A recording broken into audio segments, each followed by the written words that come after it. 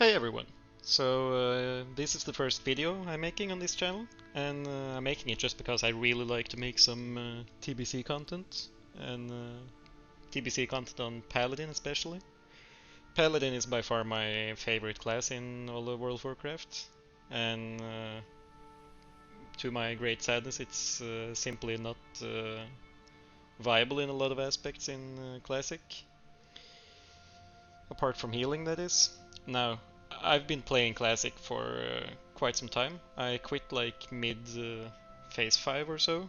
I have 4 level 60s and yeah, I've been playing the game a lot, but I don't play it anymore now. Now the reason I don't play it anymore is just because I don't think WoW Classic is in a good state at the moment, and I really don't think the game is a lot of fun, especially with the world buff meta and the content being such a trivial affair.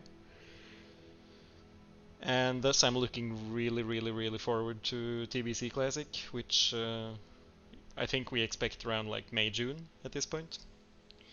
Now, I quit Classic, but I started playing on the TBC Classic private server, Light's Vengeance, and I'm having a blast with it, and it's really fun. Now, as I said, my favorite class in the game is Paladin, and in TBC, all the Paladin specs are viable, and Protection Paladin especially is super strong in a lot of aspects, and that's one of the things I'd really like to showcase here today. Now, let's first have a quick look at my gear here. So, I have the tier 5 gloves from SSC, from Leotheras the Blind. I have this belt which is crafted, drops in SSC or Tempest Keep. I have the legs from Fathom Lord Carathres in SSC, tier 5, and I have these which I crafted with blacksmithing, also drops a recipe in SSC or Tempest Keep.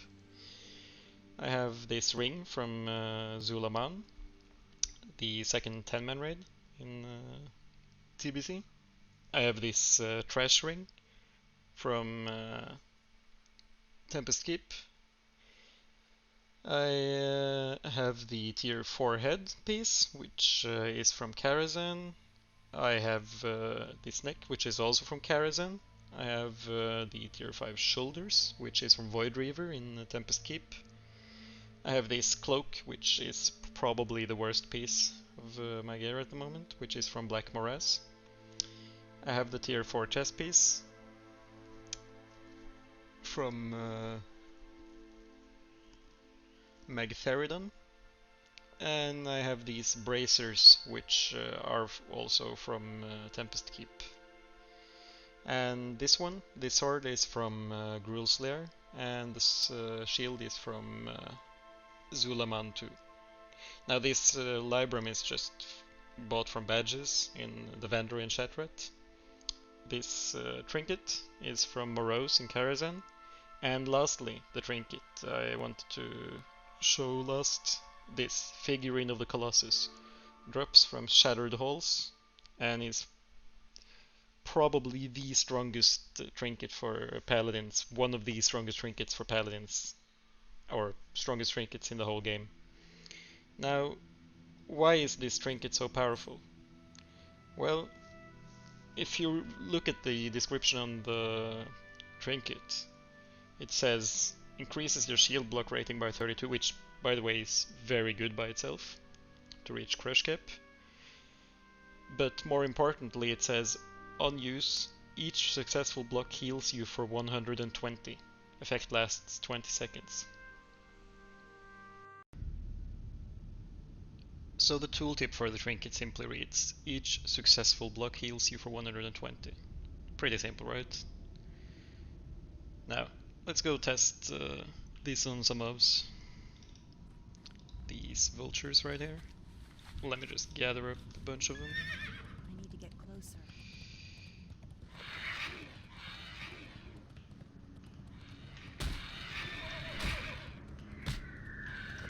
And let's do a small consecration to keep them all in place. And there we go.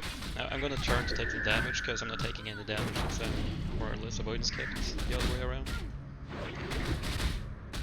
And one since my health is a little bit lower, I'm gonna turn around, pop the trinket, Holy Shield first makes for blocks, and push my health bar.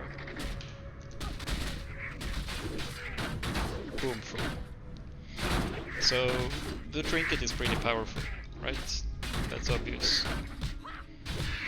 However, what we also gotta look for is that the trinket doesn't heal me for 120, it heals me for 330. Now why is this? Well, it's pretty obvious, right? It scales with spell power. Now, I'm not sure if this is gonna be the case in Classic, but regardless if it is or not, it's still gonna be really, really strong because this scales with how many mobs are on you. So if you have a lot of not that hard hitting mobs on you, it's gonna still like pin you at max health with 120. But I feel pretty certain it's gonna scale with spell power, considering Diamond Flask is a thing in Classic, and this trinket is kind of in the same street as that. But yeah, it scales with spell power, which is actually massive, and it also scales with the amount of mobs you have on you.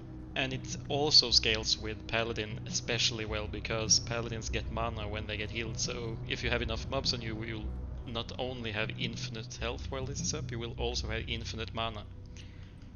As long as you take damage. So with this trinket up, you actually want to take some damage, and then turn back to get both mana and health back.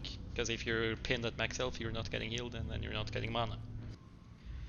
Now, while this trinket is really good for tanking in raids and stuff, like with other people, like in general, that's not really where it shines the most. Like, where you want to use this is for gold farming.